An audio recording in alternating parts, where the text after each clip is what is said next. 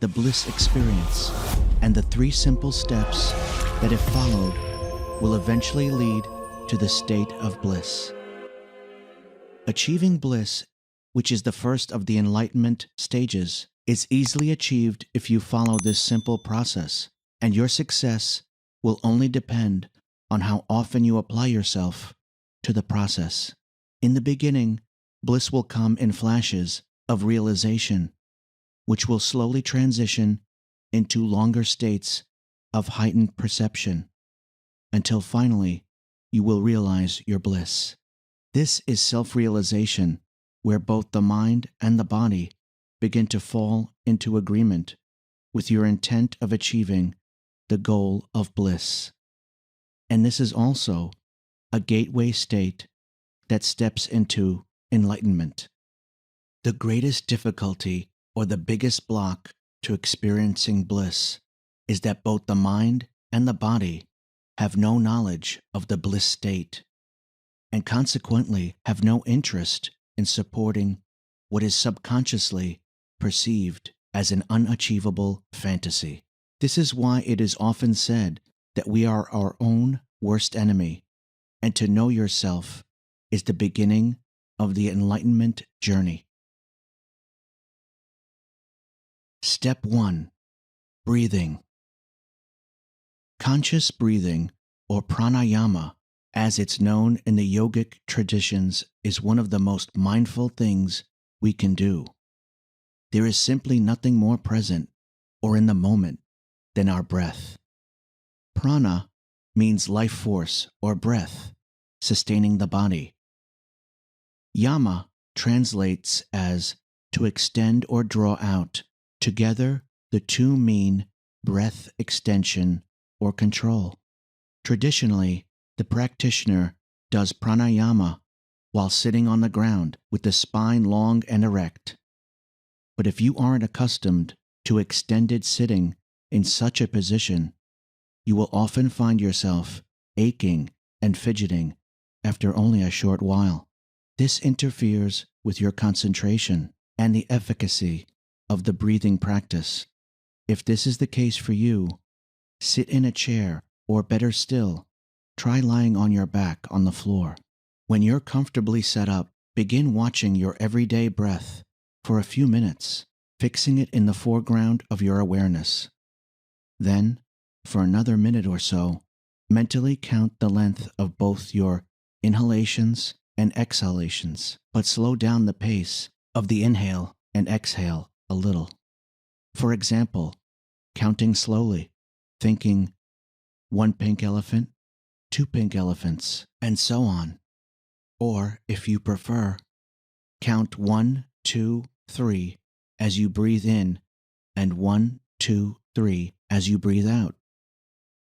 Don't be surprised if your exhalations are slightly longer than your inhalations. That's quite common. Once you've settled into your breath, you're ready to try this introductory breathing exercise. Okay, so now I want you to close your eyes and take slow, deep breaths in through your nose and pause at the top of the inhalation for a moment. Then exhale completely through your nose. Repeat for 5 minutes while focusing your attention on the sound of your breath, and mentally relax your jaw, your teeth, tongue, and lips as you exhale. This breathing exercise is a simple and effective way of calming the mind and redirecting awareness inward. Step 2. Self-realization. Self-realization, or what yogis call samadhi, is sometimes confused with personal identification. Personal identification is more of a process where you learn to accept yourself, and also accepting where you are now at this very moment by practicing tolerance, patience, and other positive attributes that go into making you a better and more self-actualized individual. Personal identification is all about you, about your beliefs and your reactions to the external world. And its core ideal says that if you don't respect who you are at a deep level, then you will never find mental balance or harmony. So in a nutshell, personal identification is more about moving the mind to a place of self-acceptance of the external world. In a strange way, personal identification becomes an internal loop that laughs at its own shortcomings while freeing you to become a more authentic version of yourself. Self-realization, on the other hand, is more like the ancient Greek aphorism, "Know thyself," which is about awakening the soul within, and it's about bringing this soul out into the awakened state. So self-realization is an astute observation of awareness, whereas self-development is a personal identification with self-improvement, which is why self-improvement courses, daily quotes, feel-good tips, and pep talks are not spiritual advancements. Self-improvement may teach you about how to be your authentic self and how to bring yourself to a state of intellectual actualization, but it teaches you nothing about awareness, nothing about the nature of consciousness. Socrates said that the unexamined life is not worth living. The broad nature of the saying suggests that the objective of a worthy life is through self-reflection, and at first glance, this could be misconstrued as to mean that we examine our personal feelings and our emotional reactions. But we also know that Socrates also emphasized logic and rational thought. So I believe we can fairly safely conclude from this that the emotional feel-good aspects of self-examination can be put into the personal identification category, and we can move on to the examination of awareness. So how do we examine awareness? Luckily for us, this process has been studied and refined for thousands of years and distilled down into what is now called mindfulness. It's that simple. We apply the practice of mindfulness to our daily life. Step 3. Meditation.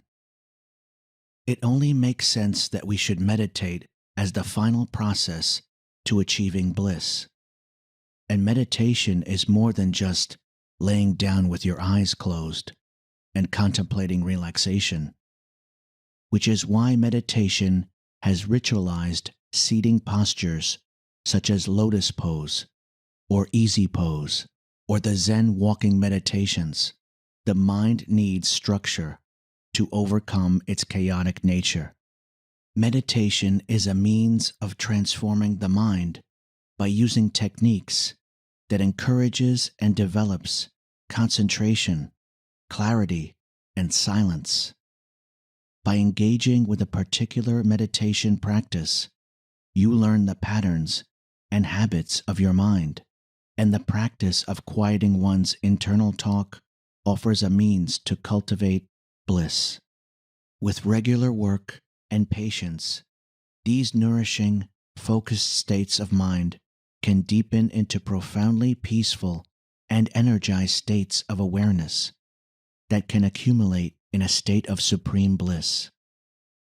Meditation refines the ego mind through the application of 3 main processes: silencing the internal talk, weakening emotional attachment, and most importantly, it breaks the conscious-subconscious loop and allows the ego mind to becoming exactly what it really is, an empty cup. This is the true nature of ego mind, an empty thing, a yapping loop of nothing. So that's how we can experience supreme bliss. And if you like the podcast, I would like to also take a moment to remind you to subscribe to this channel or sign up to the newsletter if you would like to be notified when I release new content. So go ahead and click on the subscribe button. And if you would like to support my work, then you can download the podcast for a small supporter's remuneration. Links are in the description.